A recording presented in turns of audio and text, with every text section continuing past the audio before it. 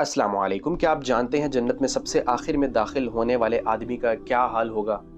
آئیے جانتے ہیں اس حدیث پاک میں۔ حضرت عبداللہ بن مسعود رضی اللہ عنہ سے مروی ہے کہ حضرت صلی اللہ علیہ وسلم نے ارشاد فرمایا کہ جنت میں سب سے آخر میں داخل ہونے والے شخص کا حال یہ ہوگا کہ وہ گرتا پڑتا چل رہا ہوگا اور جہنم کی آگ اسے جھلسا رہی ہوگی۔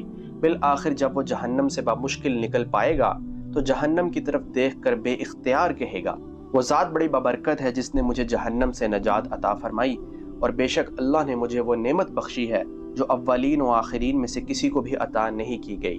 پھر اس کے سامنے ایک درخت ظاہر ہوگا تو وہ عرض کرے گا کہ اے رب کریم، آپ مجھے اس درخت کے قریب کر دیجئے تاکہ میں اس کے سایہ میں بیٹھوں اور اس کے پانی سے پیاس بجھاؤں۔ اس پر اللہ تعالیٰ فرمائے گا، اے آدمی، اگر میں تیری یہ مراد پوری کر دوں تو کچھ اور مانگے گا؟ وہ شخص کہے گا، نہیں پروردگار، اور مزید سوال نہ کرنے کا پختہ وعدہ کرے گا۔ چنانچہ اللہ تعالیٰ اس کی معذرت کو قبول فرمائے گا کیونکہ وہ اس کی بے صبر طبیعت سے واقف ہے اور اسے اس کے مطلوبہ درخت کے نیچے پہنچا دے گا۔ وہ شخص اس کے قریب جا کر اس کے سایہ میں بیٹھے گا اور وہاں موجود پانی پیے گا۔ پھر اس کے سامنے دوسرا درخت لایا جائے گا جو پہلے درخت سے اچھا ہوگا، تو پھر وہ شخص اللہ تعالیٰ سے اس کے قریب جانے کی درخواست کرے گا۔ اللہ تعالیٰ فرمائے گا، اے آدمی، کیا تو نے کچھ اور سوال نہ کرنے کا عہد نہیں کیا تھا؟ اگر میں تیری مراد پوری کر دوں تو پھر تو کچھ اور سوال کرے گا۔ چنانچہ پھر وہ شخص کوئی سوال نہ کرنے کا وعدہ کرتا ہے اور اللہ تعالیٰ اس کی بے صبری کو جانتے ہوئے چشم پوشی فرما کر اسے اس دوسرے درخت کے قریب بھی پہنچا دے گا اور وہ اس کے سایہ میں بیٹھے گا اور پانی سے فائدہ اٹھائے گا۔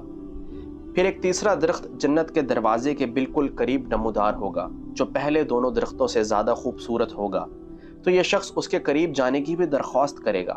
بالآخر جب اسے اس درخت کے قریب پہنچا دیا جائے گا تو اسے وہاں اہل جنت کی آوازیں سنائی دیں گی، تو وہ درخواست کرے گا، رب کریم، اب بس مجھے جنت میں داخل فرما دیجئے۔ اللہ تعالیٰ اس شخص سے مخاطب ہو کر فرمائے گا، آخر تیرا یہ سوال کرنا کب ختم ہوگا؟ کیا تو اس بات پر راضی نہیں ہے کہ میں تجھے دنیا کی دوگنی جنت عطا کر دوں؟